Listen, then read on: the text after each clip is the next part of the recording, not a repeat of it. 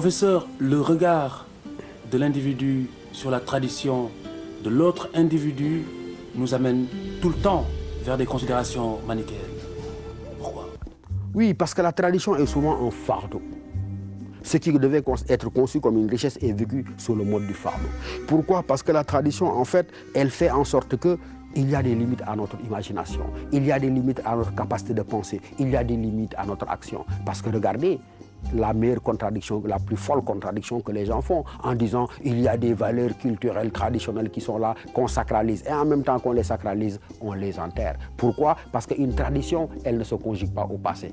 Une tradition, elle est toujours revécue, elle est toujours conjuguée au présent et en tant qu'elle est conjuguée au présent, elle permet d'entrevoir les lueurs simplement de l'avenir. Donc c'est la façon. C'est la façon, c'est le rapport que l'on entretient avec la tradition qui définit notre être le plus profond. Sinon on s'emprisonne dans le passé. Sinon on s'emprisonne dans le passé et on est nostalgique d'un passé définitivement révolu. La tradition, on la vit et on la vit comment? En la relisant, en la revisitant à l'aune des urgences véritablement du présent. On dit très souvent, nous avons perdu nos valeurs, les valeurs se dégradent. Mais bon Dieu, les valeurs ne sauraient se dégrader comme des murs. Ce qu'il faut interroger, c'est les mécanismes et les courroies de transmission des valeurs du passé vers nous. Ça veut dire simplement quoi? Que nous devons nous enraciner, comme dit le poète, dans les valeurs, mais en s'enracinant dans ces valeurs-là, on fait en sorte que ces valeurs, elles puissent nous servir de levier et de guide pour l'action du présent et comme j'ai dit, pour alimenter simplement le futur. C'est une peur donc de se confronter à la réalité?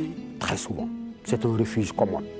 Pourquoi un refuge commode? Parce qu'on dit mom la fi ñu maam yi bàyyi woon. Mais quand on dit mom la fi maam bàyyi woon, on tue ce qu'il y a de créativité et d'inventivité. Il faut le repenser, le revisiter, le déconstruire pour le reconstruire à l'aune des urgences du moment.